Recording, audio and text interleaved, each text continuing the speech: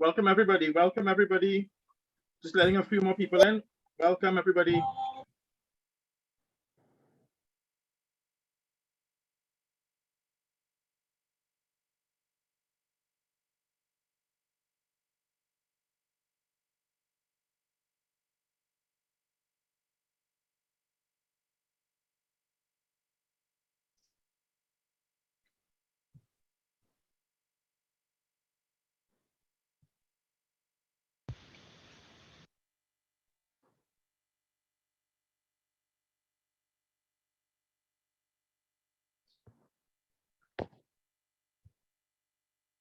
Still have a few more people coming in. So we're going to start in less than a minute.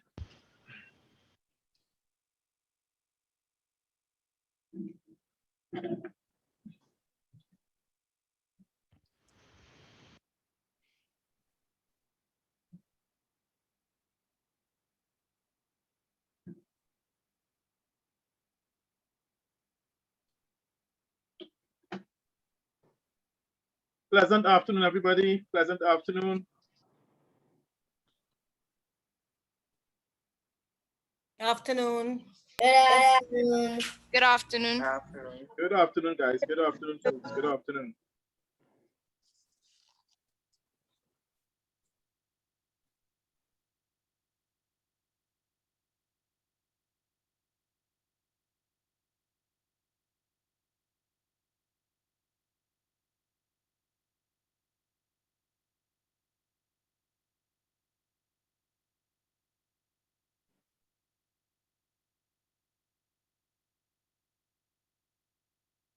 Ladies and gentlemen, my name is Dion Lafcard.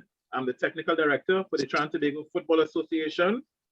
It gives me great pleasure to welcome each and every one of you here today to this very, very special occasion. I have also with me Mr. Nicholas Gomez, who is the latest member, although he's been in for a few months, of the TTFA FIFA Normalization Committee. Mr. Gomez, welcome. And also we have our invited guest who I will introduce in a little bit. But before we start, I would like to start with a prayer. Right? So, dear God, we thank you for this opportunity. We thank you for this beautiful nation, our beautiful nation, Trinidad and Tobago. We thank you that Brian can join us at this time. We also prayed for all the people who are suffering from this pandemic. And we pray that, Lord, your healing mercy and you help the families and help this disease to be gone. In Jesus' name we pray. Amen. So, Nicholas, can I please ask you to say a few words on behalf of the TTFA Normalization Committee, please? FIFA Normalization Committee. Thank you. Hey, Dion, thanks very much and good afternoon, everyone. Happy Father's Day to all those who may be fathers on the call. Hope it would be a very special day to all fathers. A very special welcome to friend, hero, West Indian great, all-time great, Brian Charles. Brian, it's such a pleasure to have you with us this afternoon. Thank you so much for agreeing to spend this time. Happy Father's Day to you. What a treat this is. And we look forward to your sharing of all your experiences. So many there are. I know we only have an hour and a half today, but I know what a treat this would be. So thank you so much. It's such a pleasure and an honor to have you with us this afternoon. Thank you. Thank you very much, Nicholas, for such wonderful words. So now it gives me great pleasure to introduce to everybody on the call to a person who has really, really, really put this country on the map, Trinidad and Tobago on the map, a person who has been through many, many different ups and downs in his career. Not only somebody who has obviously is well recognized, but somebody who came from our country and started as a youth, just as we have many youths here on the call. So Brian, without any further ado, I'd like to introduce you to Brian, Mr. Brian Lara, who has been, we're so honored to have Brian, but just from my personal interactions with Brian over the years, is such a very humble and a nice person and a motivator to not only people in cricket, but to the people of our nation. Brian, welcome. Thank you very much, Dion. Hello to everyone, boys and girls. To any fathers that are around, happy Father's Day. And yeah, it's just very, very special. And I must start by saying that I've had the advantage of looking at a couple of your seminars. And I know some of the questions. I've seen some of the kids interact, boys and girls. And I just want to congratulate you, Dion, on a very, very special effort. And this is really trying times for the entire world. And for you to put on this for anybody actually is just something very, very special. So I want to say congratulations to you on this. Yeah, I don't know if you want me to start right away. Okay, so Brian, thank you very, very much for those kind words. It has been, you know, we have stuff, as you saw, going on with the coaches, but a lot of the times the youths are left out. And I really felt it important not to leave the youths out, because they are our society, they are our leaders of tomorrow. So I didn't want to leave them out. So Brian, if you could start for me, please, by just talking about your journey. We all know where you ended up and all that stuff, but talk a little bit more about your journey as a youth and then leading up into what you've become. Well, first of all, I know there will be a lot of kids on this program, and some, maybe a lot, even born after I retired. I retired in 2007, and as a West Indian cricketer, West Indian cricket captain, hold a couple of records. Unfortunately, they're still around. So those have been very, very fruitful for me. And I enjoyed a tremendous career playing cricket for the West Indies, playing cricket around the world, had the opportunity to do so.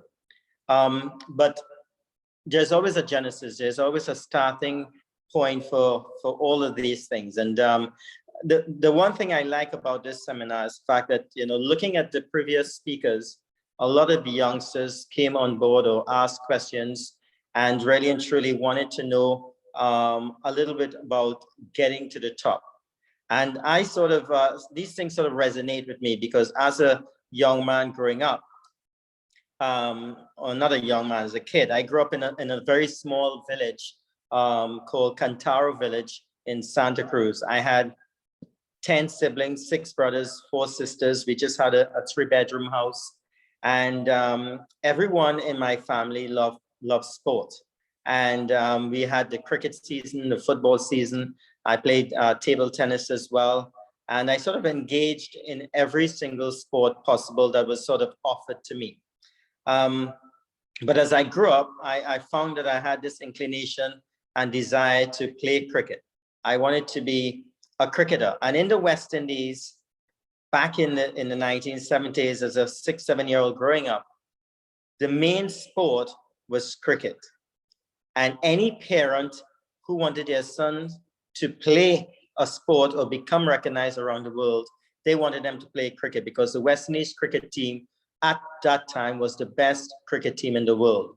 So for me, growing up and having 6 bigger brothers who all played cricket, it was very, very easy for me to fall into place and to play that sport very comfortably. Now, my dream from a very early age, and I was speaking to my sister very, very recently, and this is my big sister. She was maybe 19 when I started, when I was maybe 5-6 years old, when I first picked up a cricket bat. And she said that one day I was watching, not watching actually, because back in those days we didn't have television. I was listening to the West Indies play cricket and with my dad. And I looked at my dad after the day's play and I said to him, I want to be a West Indian cricketer. And I'm talking about age 5 or 6. And thinking that big, very young has enormous, enormous benefits, because you start training your mind and you start thinking about, you know, ways of becoming a West Indian cricketer. In my instance, that's what I wanted to become. So from a very early age, I'll pick up my bat. I would sort of play shots like West Indian cricketers played. And that's all I wanted to do.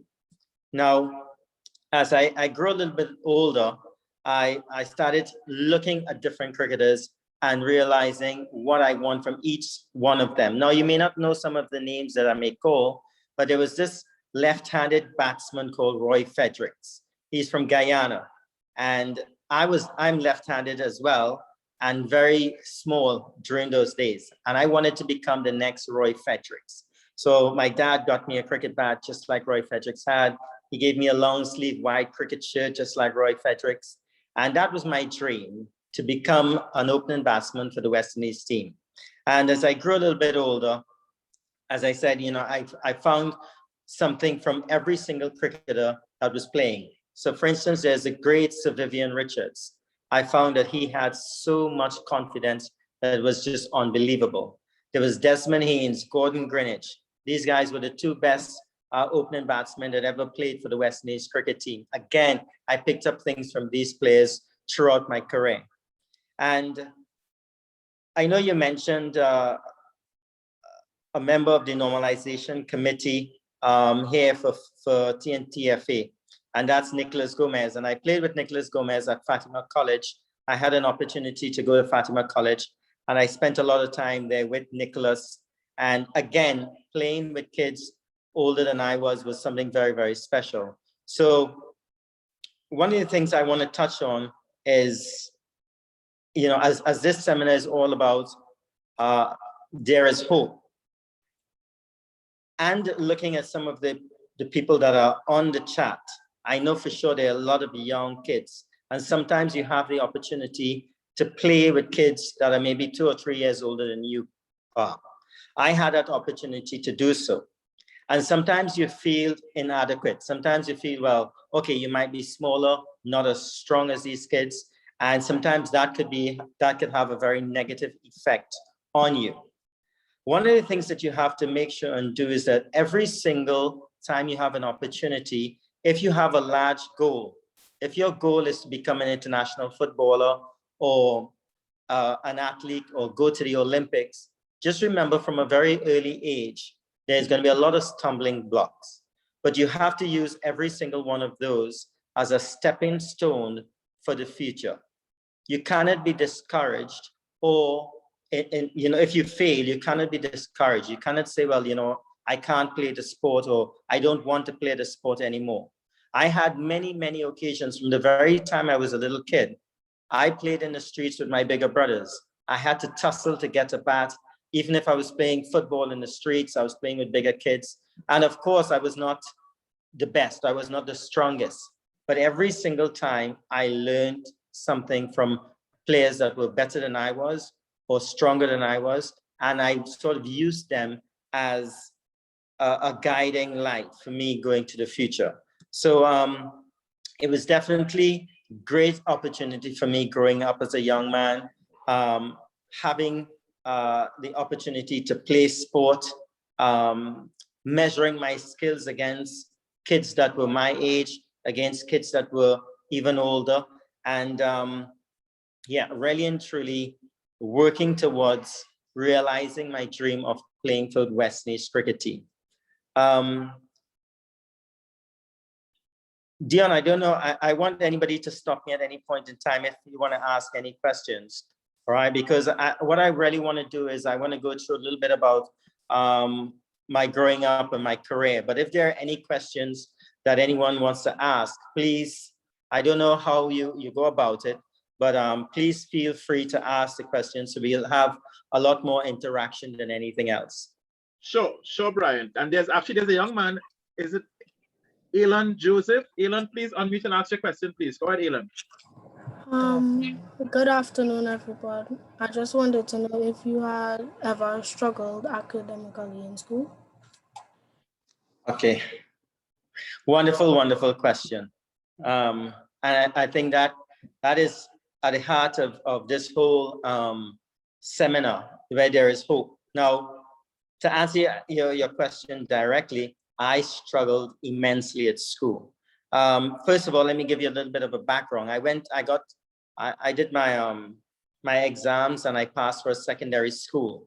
It's called San Juan Secondary School. And I spent 1 year in that school, but I did not play cricket.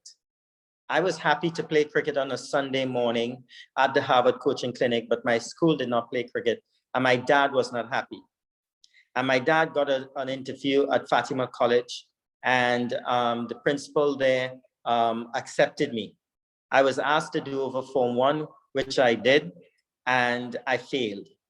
So I actually spent 2 years in Form 1 and actually started doing my schoolwork. Obviously, as a sports person, playing cricket and football, you're well liked by your peers, you know, especially if you're good at the sport, you know, you can get your homework done with for some other kid, all sorts of different things happen. But I struggled a lot in school. But it came a time when I realized that if I really wanted to do something positive with my life, I had to be educated. Cricket was easy, football was easy, table tennis was easy. As a young man playing, you were the best batsman, you were the best footballer in the team, but academically, I struggled. But I said to myself, and my teachers as well at Fatima College made me realize that I needed to be qualified academically because sports only lasts for a certain length of time. Now I'm still a very young person. I'm only 52, and I finished playing cricket something like 14 years ago.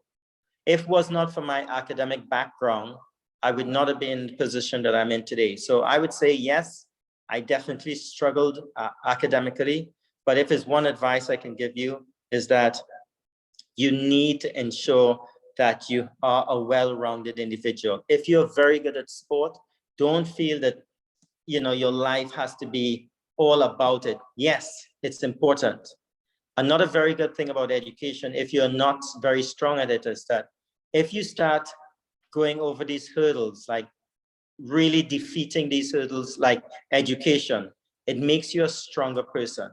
Psychologically, you get stronger. Your self-esteem gets better because you're challenging yourself in areas that you're uncomfortable with. So to answer your question again, yes, if you want any advice on it, make sure and put your best foot forward when it comes to your academics. Brian, some of our youths, if they're very good in football or table tennis or cycling or cricket, sometimes you may have adults who they look up to say, well, you know what, the school thing is one thing, just focus on that sport. That sport is going to get you famous. And so what can you say a little more to the youths in terms of how important that academics is? Because it's not just the sport alone, because a lot of these youths, they look up to adults. And if adults says, man, you're going to go all the way, for example, in the sport of football, I've had people, telling kids, that's going to take you all the way. You're going to be the next Dwight York. So can you say a little bit about that, please, Brian? Yeah, I think it's very important to understand that if you're a sports person and that's all that you know, right? And you're not totally challenged by it, you'd find yourself struggling in the future. And why I say that is because for me, I would find myself in a lot of tricky situations as a captain of the West Indies cricket team or a captain of any different teams I'm playing for. And the fact that I faced my challenges, and my challenges when I was growing up was not football or cricket or table tennis. It was my books, right? And I could have easily put my books to one side and say, well, listen, I want to be an international cricketer, and that's all I want to be. I want to play for the West Indies, and that's it, right? I think today I would be struggling in certain areas. And I know fellow cricketers, and I know other people that actually went that way. They concentrated on their sport, and today they find themselves wanting in other areas. So I'm upset to hear that there are seniors, especially in this day and age, who are thinking that a young man or a young woman could sort of just go through their life playing sport and nothing else. You have to have that all-round ability, right? And education gives you that all-round ability. So I would stop any parent or any senior person advising any young person about not taking their education serious, that is definitely the wrong way to go. That was such a wonderful answer, Brian. We have a few questions, and let's interact with the kids. So I'm going to ask Ethan Ramcharan. Ethan, can you please unmute and ask your question, please, Ethan? Good afternoon, Mr. Lara.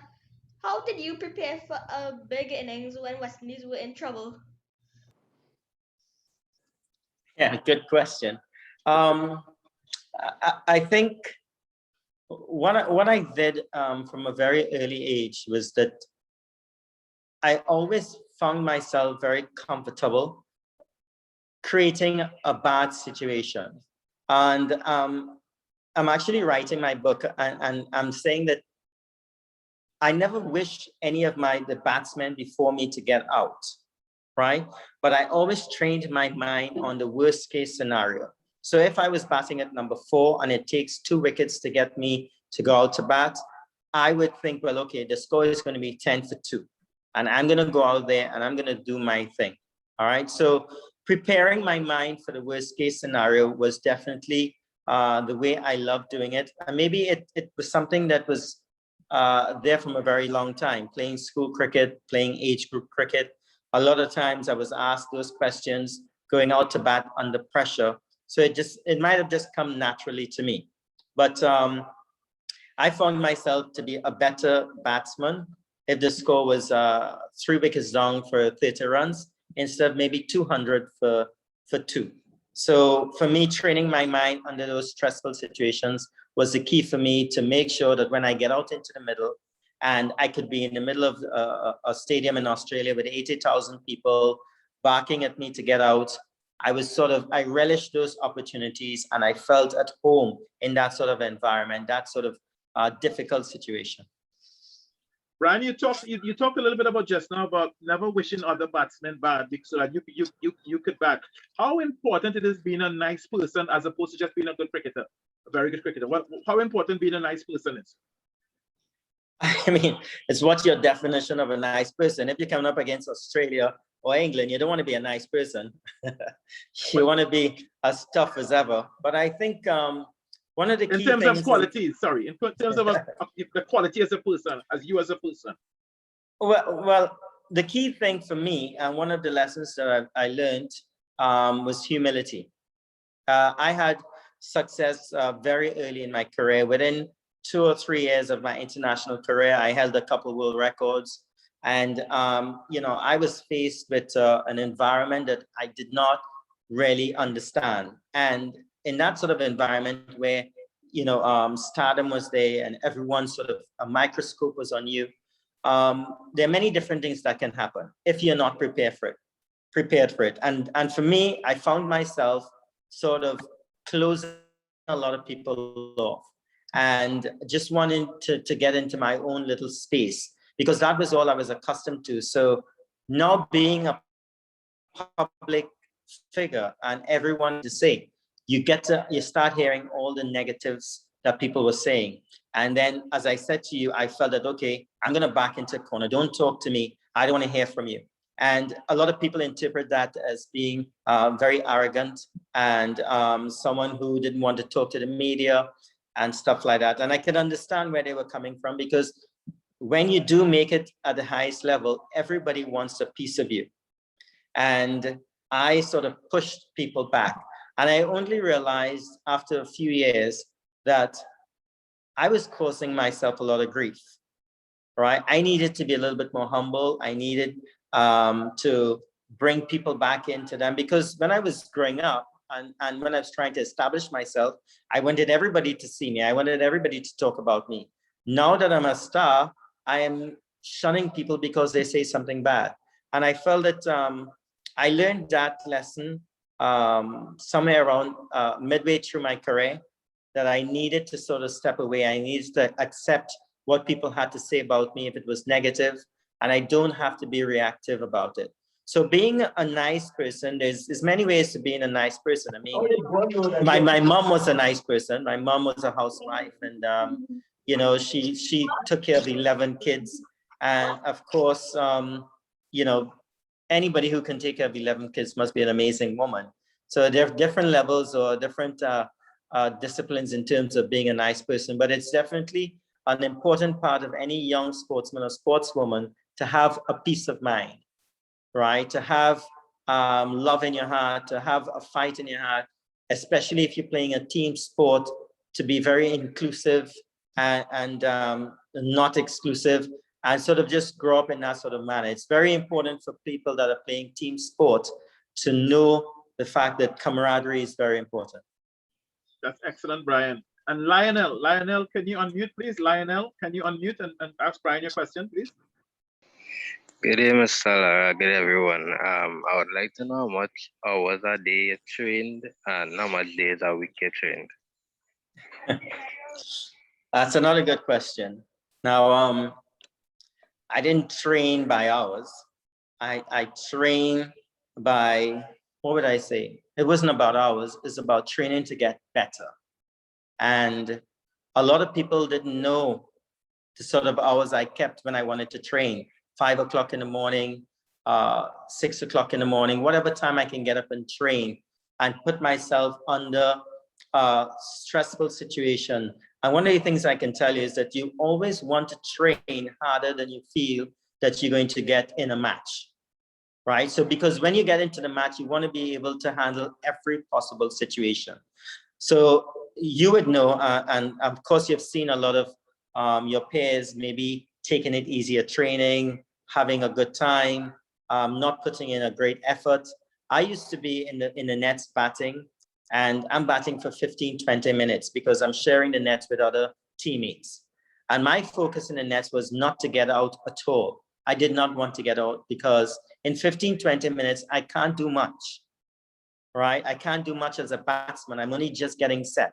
So if because I'm in the nets, I'm getting out 3 and 4 times, I think it's defeating the purpose. And I would see a lot of my teammates or a lot of batsmen that I played with getting out 3 and 4 times, having fun in the nets. And when they get out into the middle in a match, they really and truly can't handle it. So to say that I trained for a lot of hours, I did, but the most important part was that I trained smart.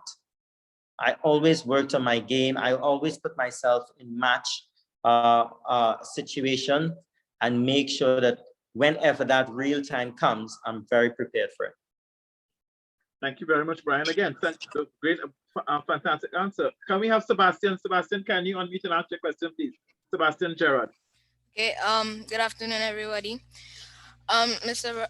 Lara, how did you, as captain, how did you deal with the pressure of being like losing in a match as captain? Yeah, it was tough. Those were tough times because I grew up when the West Indies team was the best team in the world. And in the 70s and 80s, we destroyed every other team, Australia, England, India, Pakistan, every team we came up against, we destroyed. On entering the team, the West Indies was sort of on a little bit of a decline.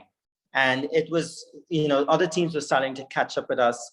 And of course, in life, everything is a cycle. So you feel like, okay, we're going to go through a very short period where we're going to maybe knock off the top of world cricket, but we're going to come back very strong.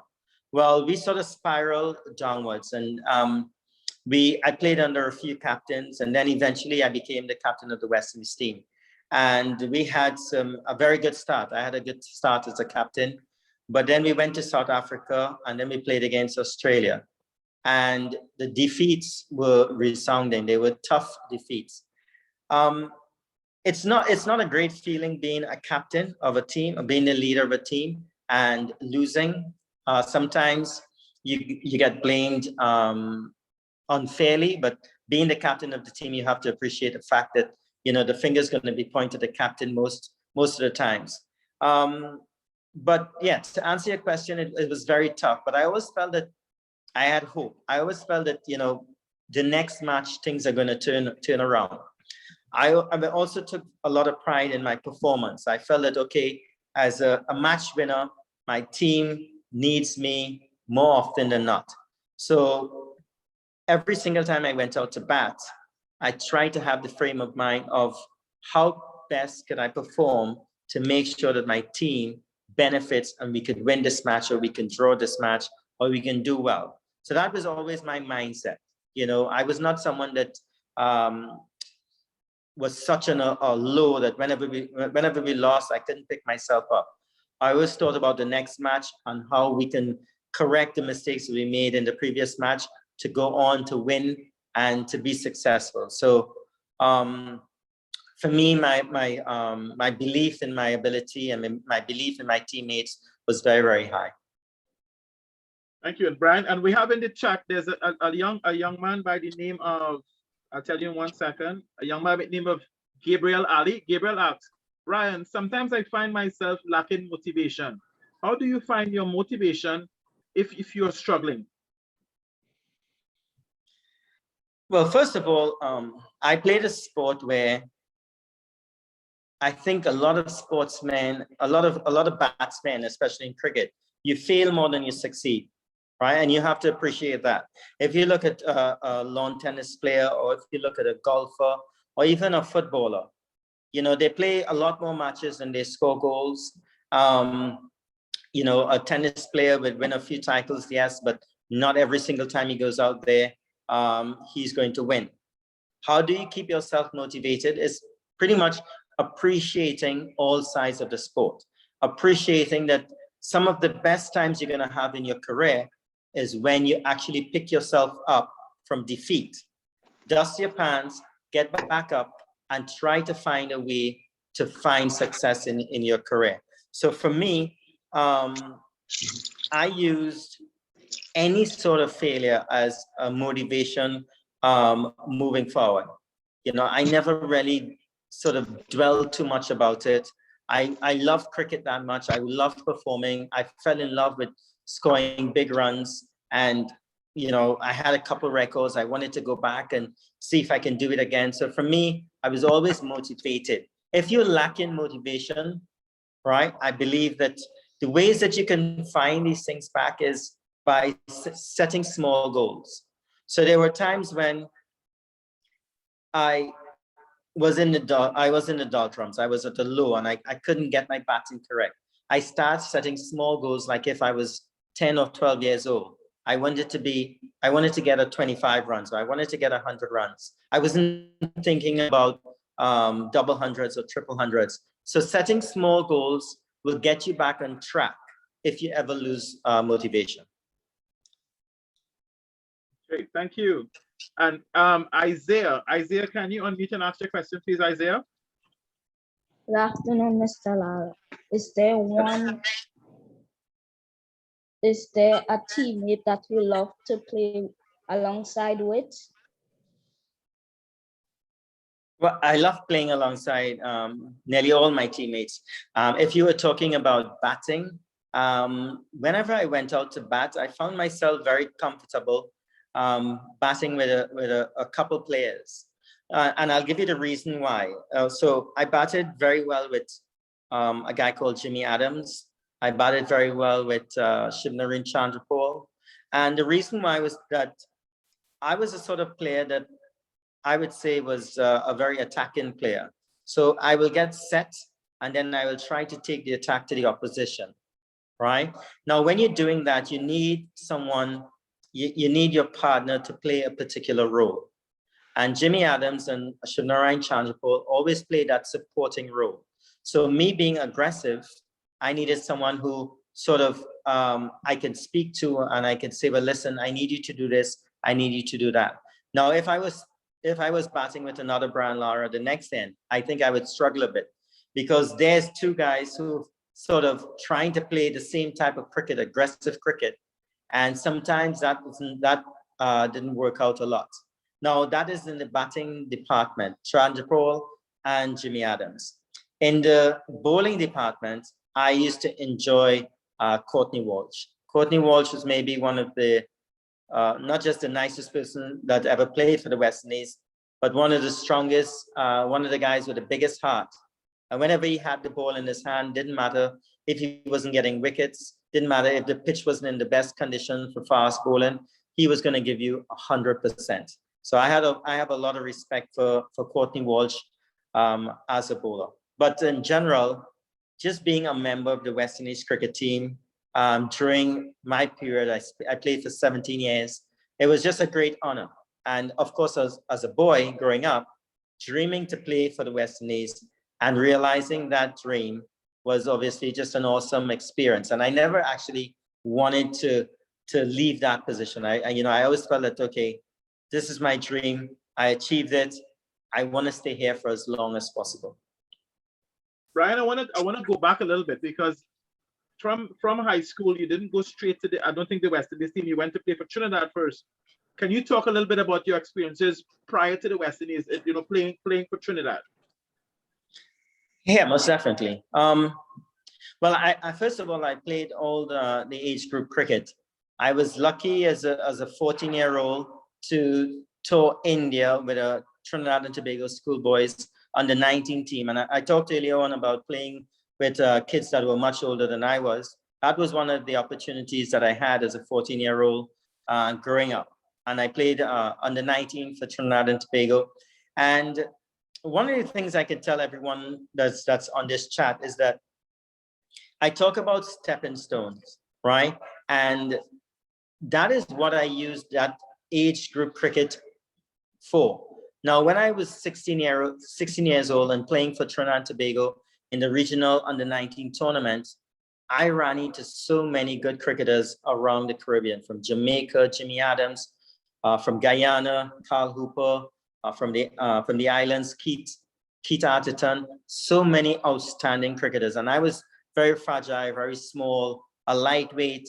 I can hardly get the ball to the boundary, but I used the opportunity to look at those guys and think, well, listen, I am not going to be as good as these guys. I'm going to be better because I'm taking something away from them today that's going to make me into a better cricketer than they could ever think about being. So youth cricket for me was that stepping stone. And I grew into my body. I got a little bit bigger. I got a little bit stronger. And then I started playing for the Trinidad and Tobago senior team and then matching my skills up against players that were playing for the West Indies. So that was another awesome experience to be playing with guys that were in their 30s. I was just 18 years old. Sir Vivian Richards, Malcolm Marshall, Joel Garner, all these great cricketers. And I had to match my skill up against them. I actually found out how decent a cricketer I was, or batsman I was, from the way how I handled these guys. So growing up, there were very special times playing first class cricket. And before that, playing age group cricket, before that, playing school cricket. And if there's anything I can tell you is that enjoy every single step of the way. You cannot get to the highest point if you don't deal with every single level. Try to master every single level. I've heard many youngsters talk about the fact that they're playing under 16 cricket and they say, oh, football, don't worry about it, I'm gonna make it. But they're not looking after what they're doing at present. You have to be the best in your field at your time. If it's under 16, be the best under 16. If it's under 19, be the best under 19. Don't feel that you're just gonna turn it on when you're ready to go play for Manchester United or go get a trial for this club or that club. You've got to be, in football, a player like Dwight Yorke. At 16, 17 years old, Dwight Yorke was such a determined guy that he just got picked up in England. You know, he was so good at that young age that teams in England wanted him immediately. So don't believe that, you know, you're just gonna cruise along and eventually you're gonna become a professional sportsman or sportswoman. It's not gonna happen that way. Thank you, Brian. Hezekiah Reese. Hezekiah, can you ask your question, please? Afternoon, everybody. Mr. Lara, how did you cope with being worldwide recognized by everybody? Yeah, it was tough. Good question. You know, as a young cricketer growing up, I got the opportunity to play for the West Indies.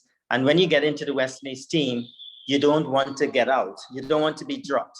So there I was trying to establish myself, trying to be recognized on the world scene. And, you know, in a matter of a few days back in 1994,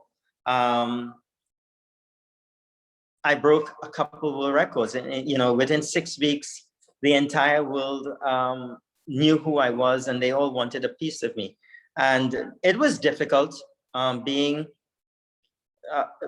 recognized and being someone that everyone wanted a piece of, and being followed. You know, I would say it was tough, and I learned a lot through trial and error. Maybe because I was not prepared for it, but it's a great feeling when you get to the top of your sport or your discipline.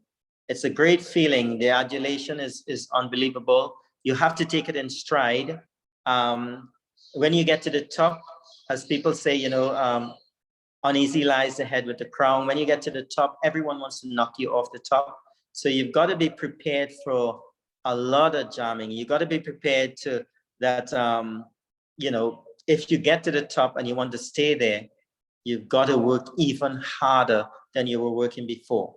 If you think because you get to the top that you can just take it easy and cruise along, it's not going to happen. You're not going to stay there a lot. And we've got so many young sportsmen and sportswomen around the world who, you look at Ronaldo, you look at Usain Bolt when he was running. These guys train so hard throughout to remain at the top, right? They are great examples of how it is to get to the top of your discipline and stay there.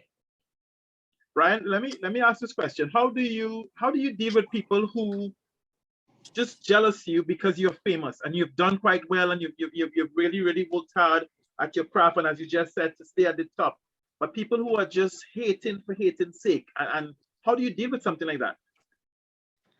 Well, I didn't deal with it very well when it happened very early in my career, but after some experiences, what you've got to do, you've got to smile. You know, a lot of people don't like to see individuals being successful, simply because maybe they weren't able to be at that level. Some people are just very critical of successful people. And my advice would be, you've got to smile. You know, if you know there's a hater around you or next to you, put your hands around his shoulder and smile. It's going to eat him up inside, and, you know, it's not going to eat you up, right? So for me, again, through trial and error, I learned the fact that not everyone's going to like you, and you've just got to try as much as possible to keep an even keel, make sure that you're in the best space mentally to perform. That is the most important thing. Any hater wants you not to perform. They want to see you at your worst, so they will do anything, right, to throw you off that pedestal. You've got to try to do everything to remain on that. And one of the most important things is to have a clear mind, clarity in thinking, and make sure that you're always prepared in the best frame to perform at your to perform out in the middle. Thank you, Brian. And can we have, is it Darion Bramble? Darion, can you unmute and ask your question, please? Darion? Are you still there, Darion? If not, can we have Elliot? Elliot, can you unmute and ask your question, please? Darian is there. Oh, Darion, go ahead, please. Go ahead, Darion. Do you ever feel so frustrated from losing? So, Darion, just say it a little bit louder, buddy. Just say it a little louder. Do you ever feel frustrated about losing? Yeah, good question. If I ever felt frustrated about losing, most definitely. I did lose a lot in my career, as I spoke about earlier on. The West Indies cricket was on a decline, and even today we have not sort of resurrected ourselves out of that decline and back into any sort of competitiveness. And yeah, it was frustrating at some times, but I felt that one of the things that made me the cricketer that I was is that I always look on the bright side. I always felt like I wanted to win the next match. I wanted to perform well. So yes, the frustration was there and I had to deal with it on many occasions. But I think that what really got me going was how mentally strong I was and how focused I was on the positive sides of things. And yeah, you can't allow your frustrations to affect your ability to play, right? You might be frustrated, things might not be going your way as a batsman, as a footballer, as an athlete, but you can't let that frustration get the better of you. You have to find a way to get out of that situation to perform at your best. Brian, Steffi Scott is asking, how did you deal with different coaching styles? Having to deal with different coaches who their style is very different. Yeah, yeah, you know, you get that situation a lot. If you look at international sport, especially team sport, you'd see a lot of pointing of fingers, coaches who are being sacked. Everyone has their different styles of doing things. First and foremost, I felt that I had belief in my ability to do well. So even if there was not a coach around, if we were void of coaches, I still felt I would have done well. What a coach is supposed to do is sort of get the unit together, right, to perform. That is the number one priority of a coach. And they may have different styles in doing it, and you have to appreciate each one's style. So I was very open to the way how coaches go about doing their stuff. But deep down inside, I knew what made me successful. And I would also, I would not be at loggerheads with coaches. I would most likely try to marry my way of doing things with the way how the coach wanted to do his thing. And that's the most important thing, is that accepting that the coach is there to get a certain result similar to yours. He just may have a different way of going about doing it. And you have to be open and accepting to what the coach wants to achieve. Thank you. And Elliot, can you unmute and ask your question, please, Elliot? Mr. Lara, I have two questions.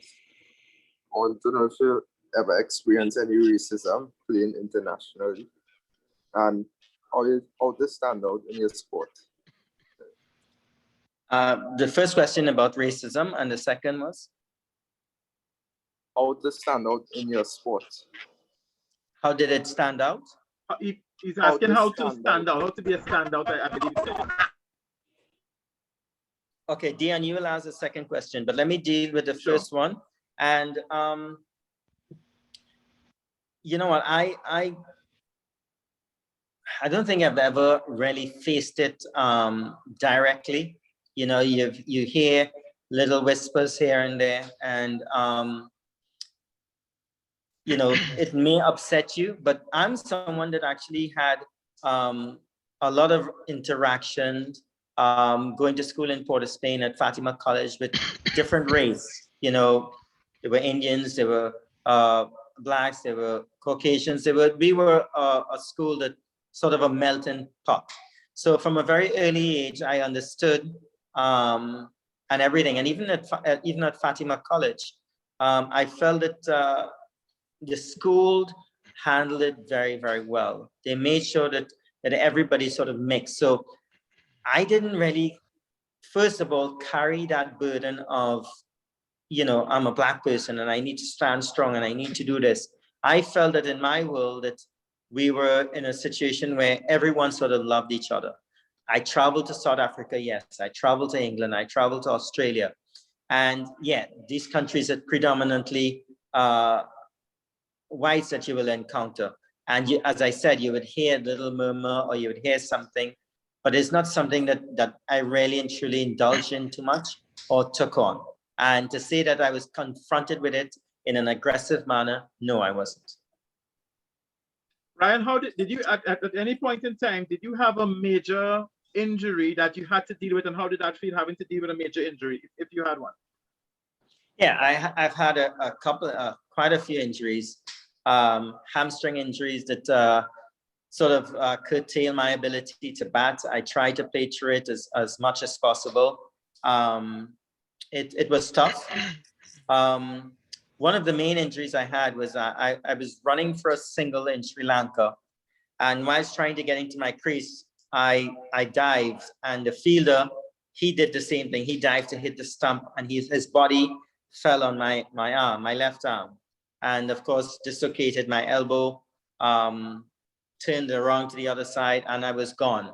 And I was pretty much gone for all of, I think, 2002. Rehab, trying to get back to full fitness. Didn't know how I was going to be able to hold a cricket bat for quite some time. It was very, very difficult for me, but I knew that this was not the end of my career. I wanted to get back out there. I wanted to perform. And I remembered that my aim was the World Cup 2003. And I spent all of 2002 rehabbing, getting myself fully fit. And pretty much the last few months before the World Cup, my selection on the team was questioned because I was not playing any cricket. And there were some detractors that felt that I should not be in the squad. And I got selected. And I most likely got selected on the fact that, I was back to full fitness, if not full fitness, at least 90% of full fitness. And the selectors and the West Indies Cricket Board felt that I should play being one of the top batsmen of the team. So yes, injury did play a very big part in my career, but it plays a big part in most people's career. You struggle sometimes, but you have to be able to deal with it, get yourself fully fit, and get back onto the arena. I would not encourage anyone to come back into a sporting arena 75% fit, 80% fit. I'd recommend that you get yourself fully fit. You may play throughout your career with little niggling injuries. I don't think at any point in time that, a top sportsman or sportswoman is going to be fully fit. You got to be strong mentally to play with certain injuries. But if you do get a major injury, make sure that you're fully fit, because if you get out there and you're not fully fit, you can re-injure yourself and you back out for a very long period of time again. Okay, thank you. And Yannick Lewis. Yannick Lewis, can you unmute and ask your question, please? Good afternoon, everyone. I have two questions. The first one is, say like if you're in a cricket match and you're having a good knock, but then the umpire gives you caught behind or LBW and you went out. How do you deal with that disappointment? Great question, and I know you'd be too young to see me play, but I've had so many ordinary decisions, bad decisions in my career. I remembered in my first match in Australia, test match in Australia, and as a kid growing up, the one team that I wanted to play against was Australia because it was just the most competitive team against the West Indies when we were at our best. And I got to my first test match, batting for the first time in Australia, and I got to, 55, somewhere around there. And I got given out, stumped out. And when you look at the replay, you would see there was no way that I was stumped. The ball was going in a different direction. The wicketkeeper glove hit the stump, and the umpire was not to blame. The umpire could not see, but I lay on the ground there pleading with the Australians to be sportsmen or this could not happen. And they totally ignored me. And I had to pick myself up from the ground because I was actually looking bad because, I was given out and I wasn't walking. So I had to pick myself up from the ground and walk off the field. And it was an eye opener for me. How when you start playing at that level, how aggressive, how sometimes the spirit of the game just goes out of the window. So I am someone who felt from a very early age that the game and all games should be played in the spirit of the game. And I look at footballers now, and whenever they get in the penalty box, they dive and they fall, nobody's touching them. And I can't understand, the reason for it.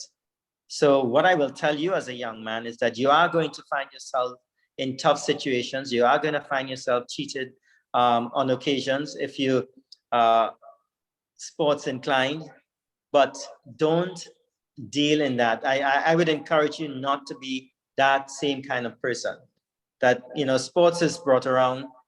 We play sports as for me, what I got out of it is a lot of camaraderie.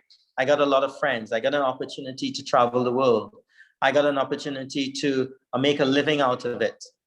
And to think that there are times that you're going to actually cheat to get to the best results, I don't think it's something that you should do. And Yannick, your second question.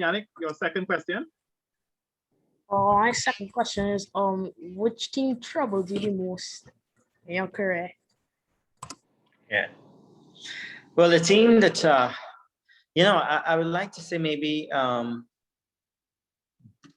Australia was my biggest adversary. I love playing against Australia because when we got thrown from the top of the world cricket in 1995, Australia is the ones that took over from us.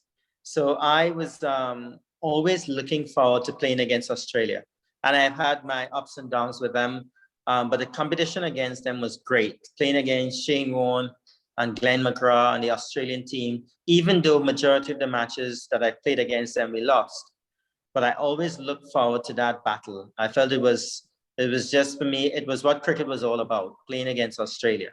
Playing in India, in Indian conditions against Indian spinners, always going to be tough. England is different kind of conditions as well. And I felt I dealt with it quite well. So my career, I felt that I handled the different conditions and the different bowling attacks quite well. And the most important thing, it was just an awesome opportunity I had to play for the West Indies. And Jaden Jimmer just asked, as an athlete, what motivates or encourages you the most? Where do you get your motivation from, Brian? My motivation is from within. I always wanted to be a West Indian cricketer. I always wanted to be one of the best cricketers in the world. And if you want to be one of the best cricketers in the world, at no point in time, right, you're going to give up. At no point in time, you're going to sit back and on your laurels, if you're performing well. I'm performing well. So you know what? I don't need to practice. I don't need to do this. If you want to be the best in the world and if you want to leave a legacy, that's all the motivation that you need to really go out there and perform. Go out there and practice and get yourself ready for any match situation. Enrique McIntosh. Enrique, can you unmute and ask your question, please, Enrique? Oh, good afternoon. I wanted to find out, like, if you was able to go back and see yourself, like, at your youngest age, what you would I tell your young self? I need to hear that again. If you could have go back in time and see your younger self, what would you tell your younger self? Oh, that's a great question. That's a wonderful question. What would I tell myself? I think that that is such a beautiful question. Because I don't like thinking of what I will do differently, because I felt that I learned from all my experiences, be it good experiences, be it bad experiences. I learned from every single one of them. You know what? I would think that the one thing I would tell myself is maybe that I need to, I don't know, I needed to be 20% better in every single thing that I did. I don't know if I am answering your question, because, I had a pretty good career. Did I leave 20% out there? I think I did. I think that if I can tell, if I have the knowledge that I have now, right, I think I will be 20% better than I was during my career. That's maybe the best way I can answer it. I'd work harder. I would sort of get out of difficult situations a lot better. if I had that opportunity to talk to myself as a young man. Thank you. Shiva Sampat. Shiva, can you ask your question, please? Shiva Sampat. Good afternoon. Good afternoon. Good afternoon. How do you deal with the pressure when you're going out and there's thousands of people spectating you? Didn't hear that again? How do you deal with the pressure when thousands of people are spectating you? I welcome, that's not pressure. I embrace that situation. I live for that situation. And those thousands of people could be against me in England or Australia or South Africa, or they could be for me in Trinidad and Tobago or Jamaica or wherever. But as a sports person, I wanted that theater. I wanted to be in that environment all the time. I didn't want to go to a cricket ground and see two people or no one's there. I wanted to see it packed, and that sort of gave me the impetus to go out and perform. I remembered one day back in that 2003 World Cup, and our opening match, the opening match of the World Cup was against South Africa, and they were doing the national anthem. And I looked up into the stands, and there is 25, 30,000 people there packed. And in the stands, there was Nelson Mandela, the late Nelson Mandela, great Black leader of South Africa. And I told myself there and there, I was not going to fail.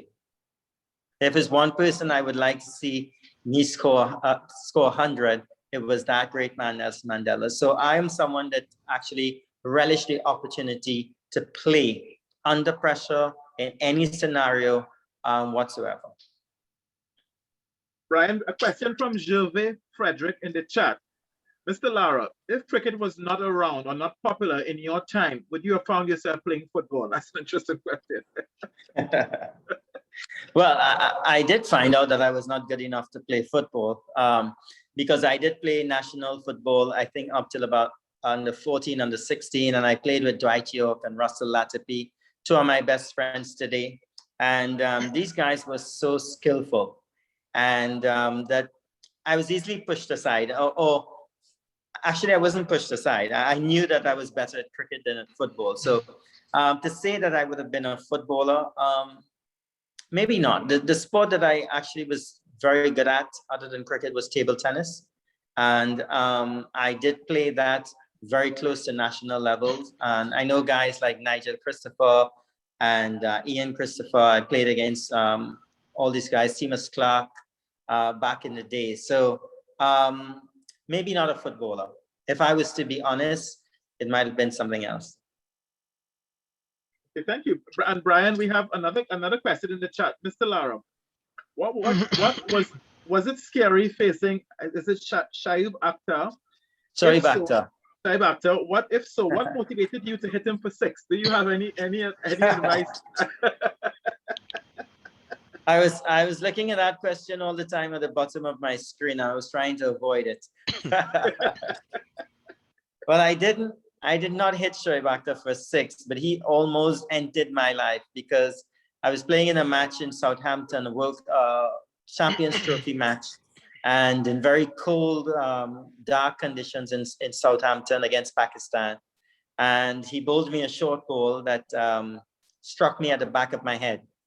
And it took maybe about 5 or 10 minutes, not just to get me back on my feet, but to get me off the field as well, because I couldn't continue.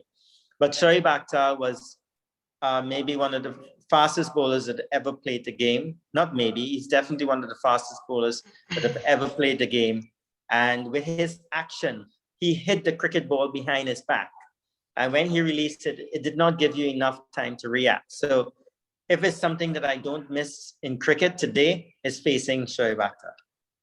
Wow. And then a question here from Atish, is it Gadaha?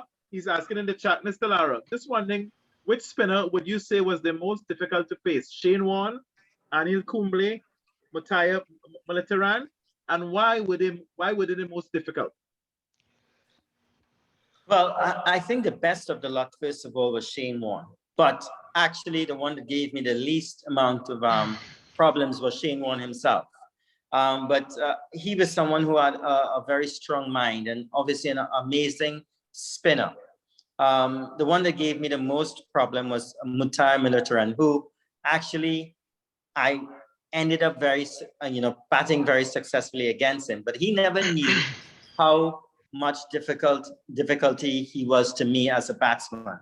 All right, I found myself at sea majority of the time whenever I was facing Murali. But after 20, 25 minutes, maybe 4 or 5 overs, I sort of found myself winning the battle against him. And I can tell that he was losing confidence.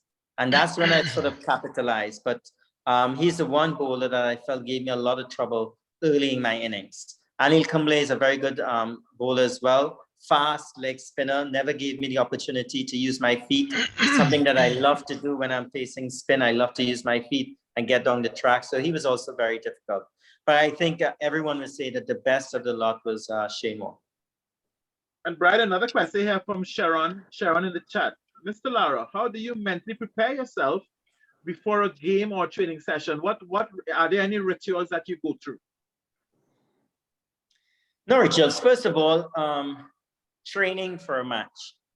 I trained harder than what I was getting in the match. I found myself, I didn't want to take it easy. I wanted to work on my game as much as possible in the nets beforehand, before I got out into the middle. That was my preparation. In terms of away from the physical side of it, having a good sleep is very important.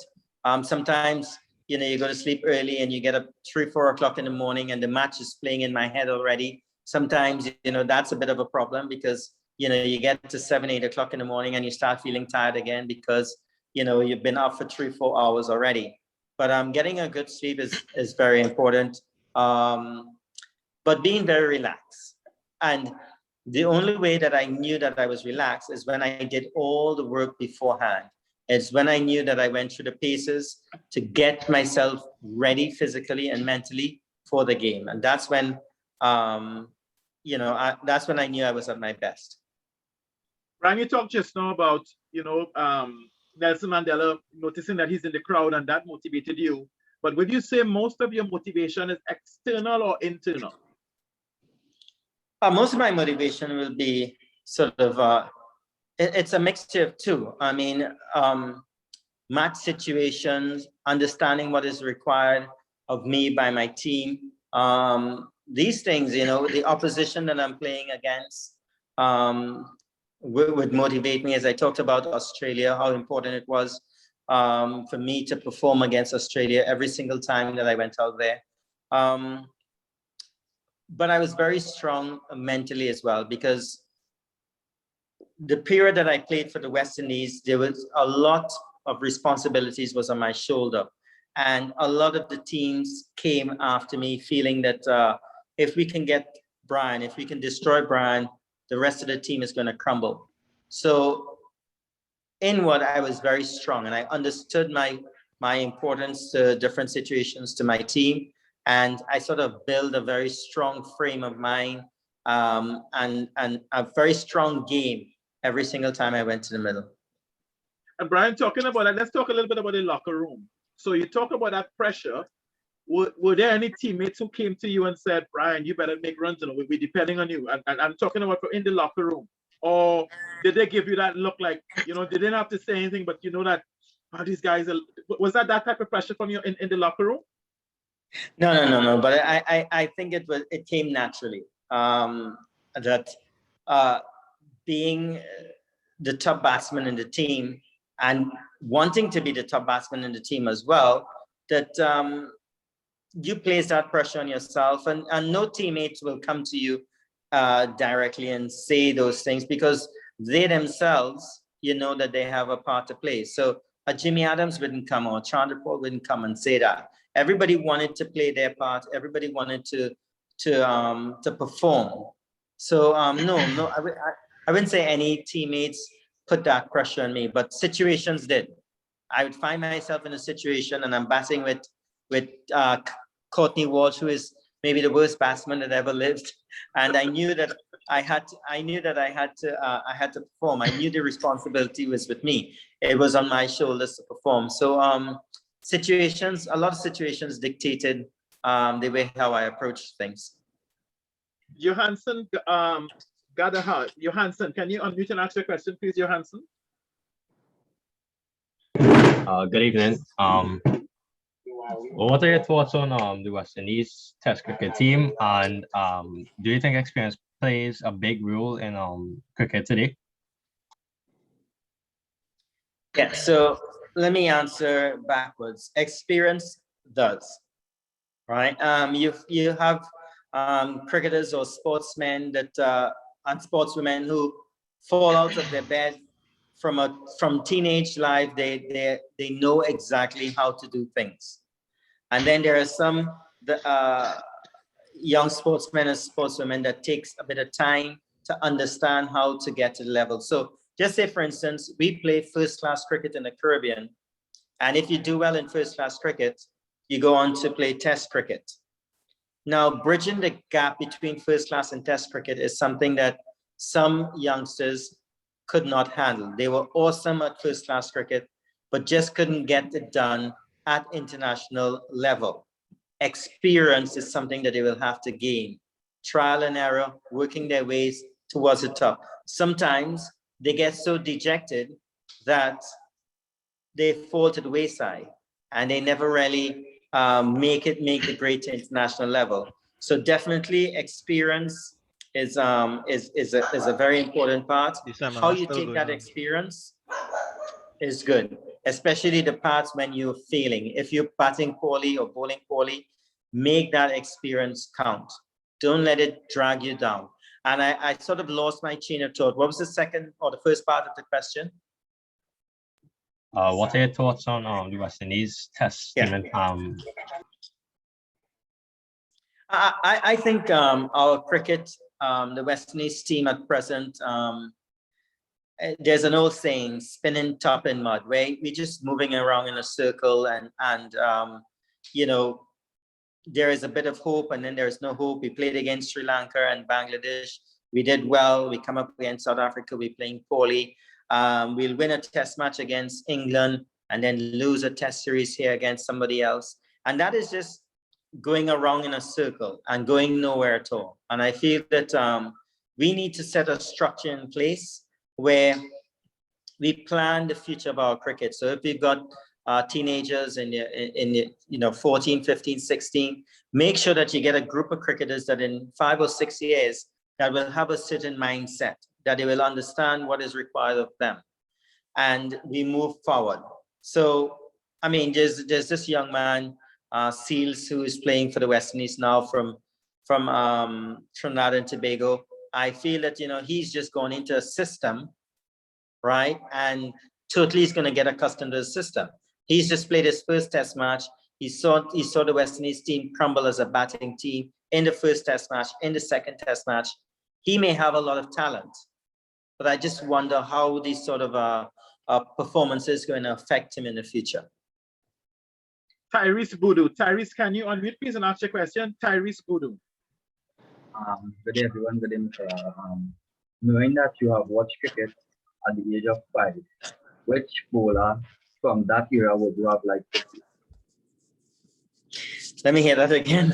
It's a little bit. Knowing that you watched cricket at the age of 5, which bowler from that era would you have liked to see? Would I have liked to face? Yeah. Maybe Australian Jeff Thompson, who was considered to be one of the fastest bowlers in the world back in those days, and our great batsmen used to face him without helmets, Sir Vivian Richards and these guys. So Jeff Thompson might be someone who I'd love to face. I also faced a few West Indians in the latter part of their careers, Michael Holding, Joel Garner, the late Malcolm Marshall. I faced them maybe when they were in their 30s as well. So maybe if they were younger, I'd like to really understand how fast these guys used to bowl. Jeremiah Cruikshank. Jeremiah, can you unmute and ask your question, please? Afternoon. My question is, how were you able to concentrate for the length of time that you like? What's the secret? Oh, concentrating for those long periods. Yeah, batting for 2 days and stuff like that. It's something that I believe that I fell in love with after my first 100. I scored for the West Indies. I was playing in Sydney, Australia, and after I got to 100, my coach at the time for the West Indies team, his name is Rohan Khanna. He said, "Set your stalls out." And I asked him, what he meant by it, and he said, "When your next inning starts at 0, so just take the opportunity now and bat for as long as possible." And I went on to score 277, and from that day, I fell in love with scoring big runs. So if I got to 50, it didn't make any. I didn't feel that I got enough. If I got to 100, I didn't feel that I got enough. So I started to understand how it was to put together long innings, and it just became a part of me. I just enjoyed it. I never really was burdened by the fact or felt tired or feel that I had enough. I just wanted to bat for as long as possible. And Vijay Sinat. Vijay is all the way in the UK joining us. Vijay, welcome. Can you unmute and ask your question, please? Hi, Brian. Obviously, my name is BJ. Team and playing the UK. Just 2 quick questions. How did you starve yourself from distraction? Stay focused and dedicated. And You're breaking up. How did you stay dedicated and stay away from? How did I stay dedicated and stay away from distractions? Oh, distractions. Yeah, there were distractions, and I wouldn't say that on occasions that I was not distracted. I'm only human, but I knew that as I got older, I knew exactly what I wanted to achieve. I knew where I wanted to position my legacy in cricket. And I had a sort of a watershed moment in my career where the first couple of years, I got to the top of the tree. I had a couple records, and then there was a sudden slide down for about 2 to 3 years between, say, 1996, 97, a little bit of 1998. And that moment, something happened during that period of time where I decided, listen, I need to get hold of myself. If I want to be recognized as one of the best batsmen I ever played the game, I need to arrest the situation and I need to go back to the top. And that moment, it was roughly the beginning of 1999 when I refocused myself and I started to raise my game and raise my effort and my discipline to a level where if I have another 5, 6, 7 years left in this game, I've got to leave a great impression. So for you who might be starting off as a young man, you've got to be able to appreciate the fact that there are going to be distractions. Everyone has distractions. The Ronaldo has distractions. The Virat Kohli that has distractions. How you deal with it is most important. You have to be able to appreciate those things and stay on top of them all the time. You can't let them get the better of you. All right. And I've known a lot of guys, who have allowed it. I've played with guys where they score 100 today, they take their cap, they turn it backwards, they put on an extra chain, they feel like, they're the business. And next two, three innings, they can't score a run, and they wonder, what went wrong? I just got, simply is that when I was scoring runs, I actually worked harder. I looked at videotapes of where I might have gone wrong. Even if I scored 100, I know the opposition is going to come back stronger against me because I'm scoring runs. And when you're scoring runs or taking wickets, you want to make sure that that period continues for as long as possible. You want to score runs for as long as possible. You want to score goals for as long as possible. If you're Usain Bolt, you want to rule the world on the track for as long as possible. You don't want to win gold this year and silver next time. You want to win it for your entire career. And that's the sort of advice I can give. Just one more question. Who's your favorite footballer to watch? Messi. Messi. I agree with Messi is definitely my favorite footballer, and I love, and I tell you, two of the best footballers I've ever seen was my boys Russell Latifi and Dwight York, the best. Okay, thank you. Thank you. Brian, this question comes from Zachariah Mohammed. He says, Mr. Lara, I enjoy batting, bowling, and wicket keeping, and I can't seem to know which one to specialize in. Did you always know you wanted to be a batsman? I actually did all three as well. I was, first of all, I was an opening batsman. I wicket keep as a young man, and I bowled a little bit of leg spin. What my advice would be to pretty much continue doing all three. It's going to work itself out. You're going to find yourself doing something much better than the other. And there's nothing wrong with being, you know, a batsman who can wicket keep, who could turn his hand over. Just give it a bit of time, and you're going to find what is definitely for you. And I know some of these youngsters might not remember this name, but there's a guy called Shaka Hislop who goalkeep for professionally in England. He played in the World Cup for Trinidad and Tobago, 2006. When we were 10, 11, 12 years old, we went for a trial, and Shaka Hislop arrived as a forward, kicking the ball in the forward. By the time he left the trial, he was the goalkeeper. So I promise you, at some point in time, you're going to find what you have to do, and everything is going to work itself out. But enjoy what you're doing at present. If you can do everything, enjoy it. Joshua, can you unmute and ask your question, please, Joshua? Good afternoon, everyone. Good afternoon, Mr. Lara. At this current moment, if you have to go back to help the West Indies, would you go back?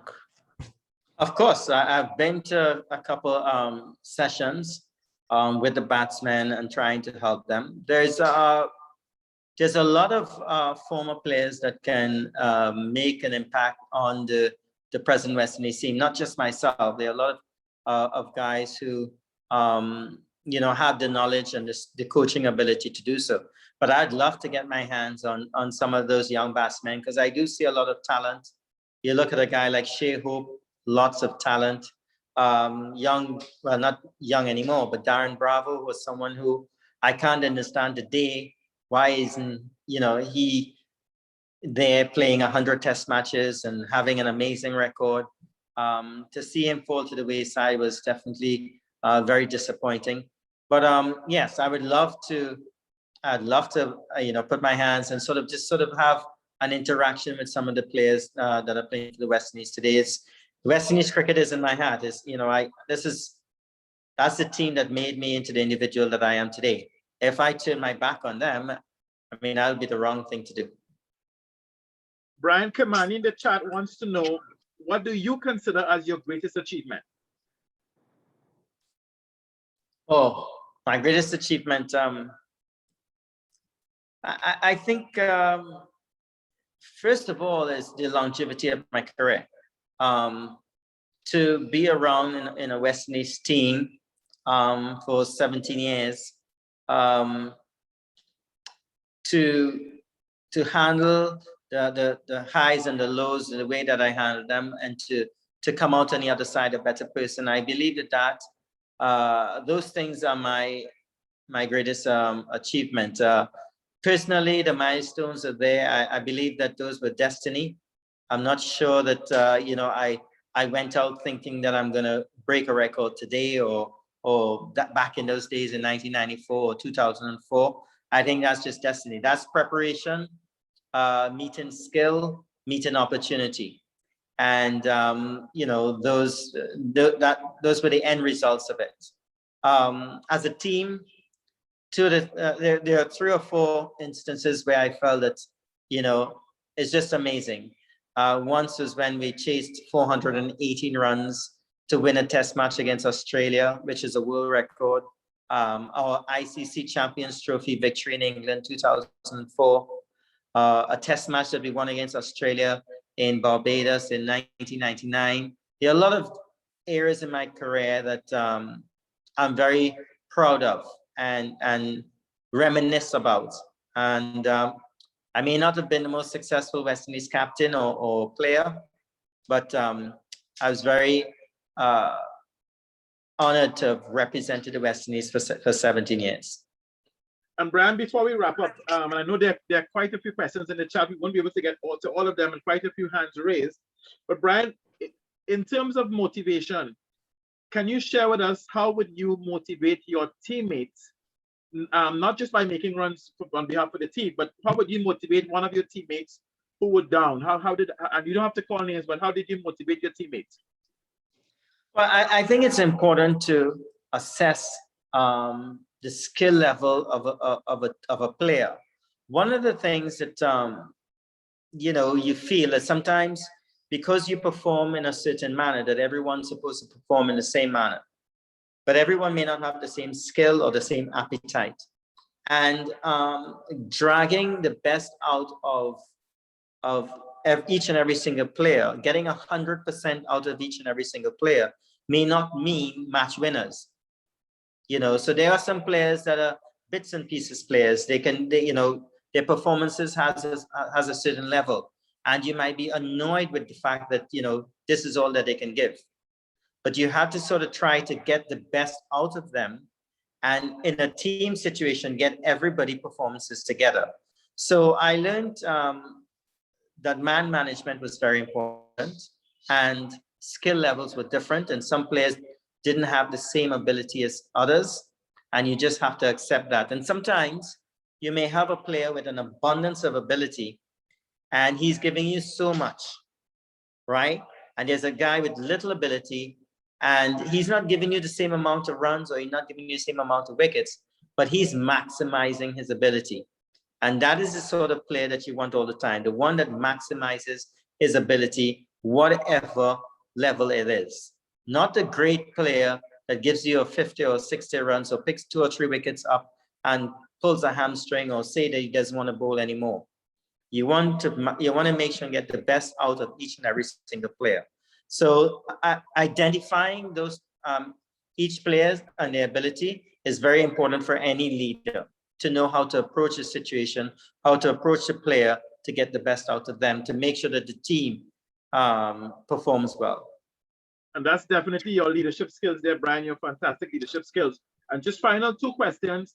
David Haywood. David, can you unmute and ask your question, please? Mr. Lara, my question was, sometimes people might send you hate comments while they're playing because they're doing so well. How do you deal with it? Again, just a little bit of breaking up there. Sometimes while they're on the field, sir, and they're doing real good, they might send you hate comments. How do you deal with it?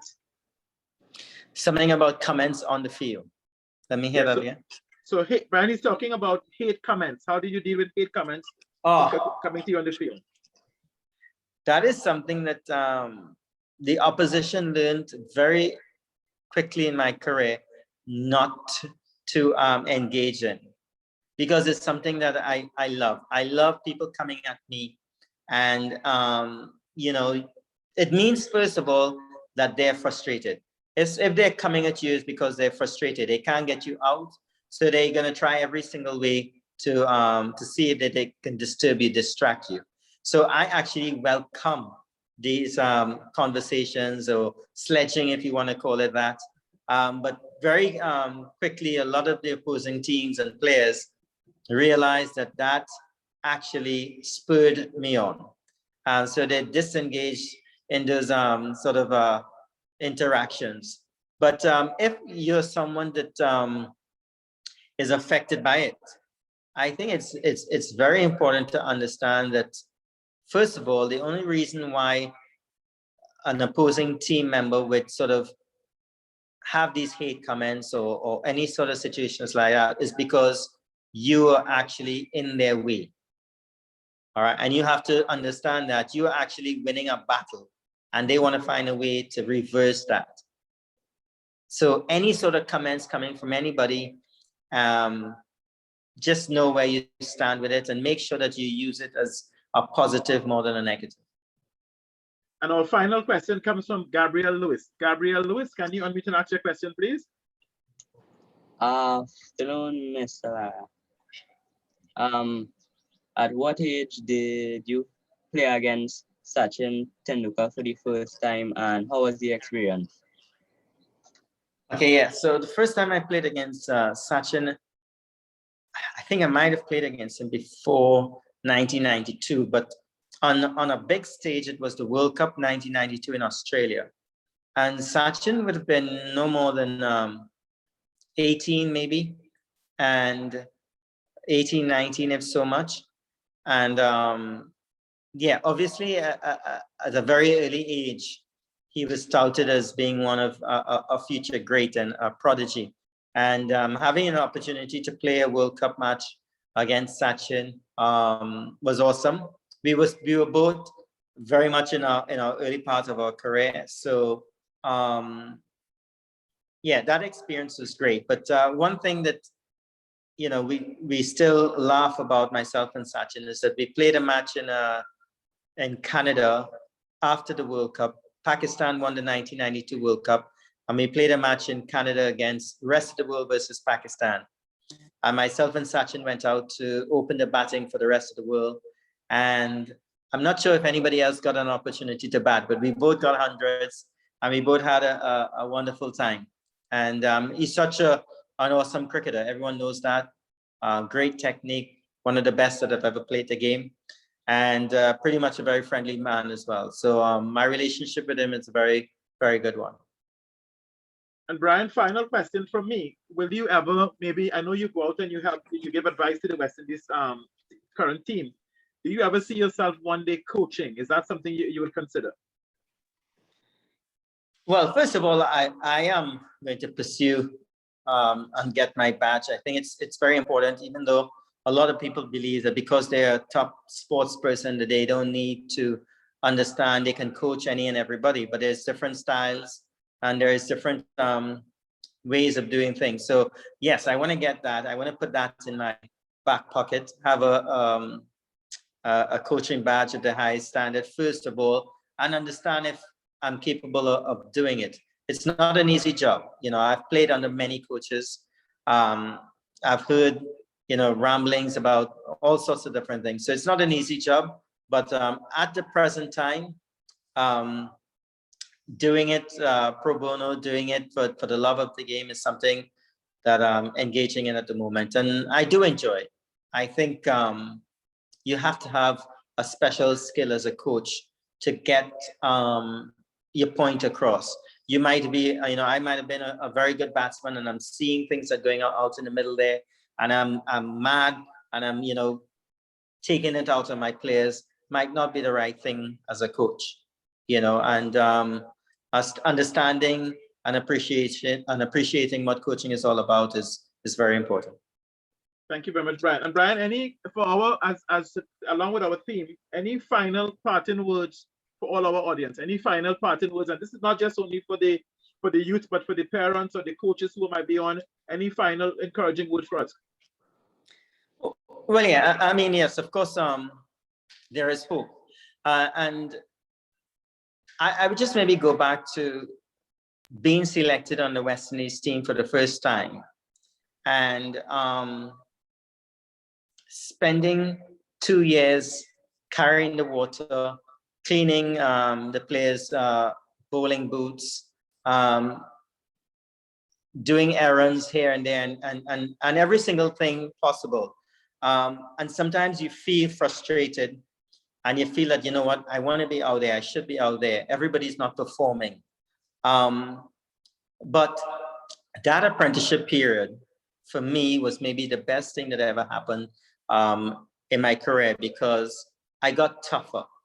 I realized that I'm not going to get anything easy. And if I'm going to get it, I got to work hard. And when I work hard and I get it, I'm not going to let it go. So for me, there is hope at whatever level. I faced a situation where if I was not strong enough mentally, I most likely would have backed off and succumbed to that sort of pressure. But I knew that I believed in myself, I believe in my dream, and I believe that, or I hope that when the opportunity came, I was ready for that opportunity to perform. And that is one thing I would like to leave with all the young men and young women on the chat, is that anything that's worth having is not going to come easy. Wow. If it comes easy, it's not worth having. You have to work really hard to be the best in your field. And you would look at a lot of sportsmen around the world and sportswomen around the world, and you don't understand how hard they work. You may see them jumping in the air after scoring a goal or hat trick or 100 or winning 100 meters, women's basketball, men's basketball, but the work that you have to put in is so very, very hard, and you have to be honest with yourself. Appreciate the fact that there are going to be times when you're not going to be at your best or you feel to give up. Don't ever give up on your dream. Never, ever give up on your dream. Brian, you're talking and my paws literally raising, buddy. I know, and as the young man Keon just put in the chat, Brian, you have books in you. You have, he says, things from Netflix and all these different things. Brian, your motivation will go on for generations. Your motivation will go on for generations. For the next hundreds of years, your name will be called. And I want to say thank you for being so kind to being here today and inspiring us, because I am sure on this Zoom call, we have many youths who are going to excel. We have some national, I saw one of our national table tennis players on. Brian, keep doing your stuff. I'm going to ask Nicholas Gomez to say a few words, please, Nicholas. Thank you, Dion. Brian boy, what you shared today of yourself, your insight, your experiences, but of your vulnerable self, you know, what you shared, some deep sort of emotional things that you experienced that you were able to share with those who are on the call. They too will experience it. So just your generosity and your giving of yourself, you're such an icon, you're a hero. You achieved or accomplished at the highest level of the sporting endeavor that you selected, which is cricket. You are a world hero. Thank you for taking this time to be with all of us today. We are better people for it. There is hope. Thank you so much. And Brian, before you go, I'm just going to ask all the participants very quickly in the chat, put what you all thought about Brian and what he did and what he said today. So put some comments in the chat, please. Right? We can't thank Brian enough. So put some comments in the chat, please. Right? Some great words coming on. Great batsman, great. I love that. Phenomenal. Wow. Thank you. Motivational, legendary, excellent. Oh, this is awesome. This is awesome. Look at it. Look at the comments. I know, Brian, at one time the commentators were like, what words do we use to describe Brian Lara? We have used most You're doing of other things. You know, so Brian, again, thank you very, very much. You've done a fantastic job again today, and you will continue to be an inspiration for us all. All the staff at TTFA, thank you very much. This is not done alone. All the staff, all the administrative staff to get these Zoom meetings organized, and Yale and Mark and Aaron, thank you very, very much.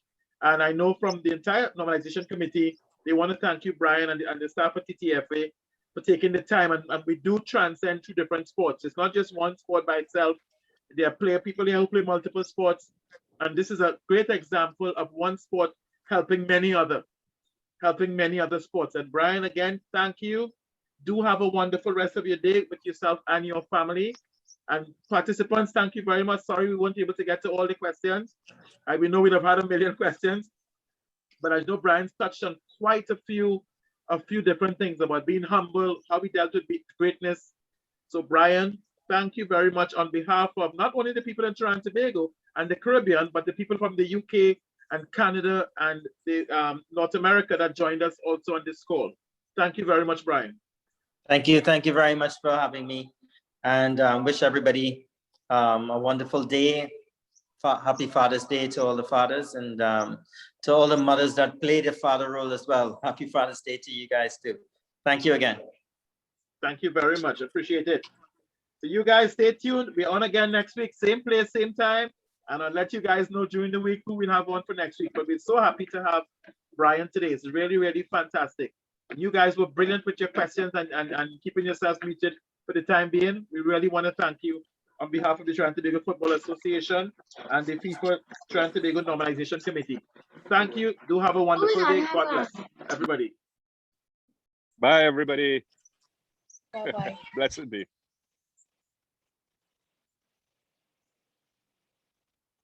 All right. Bye.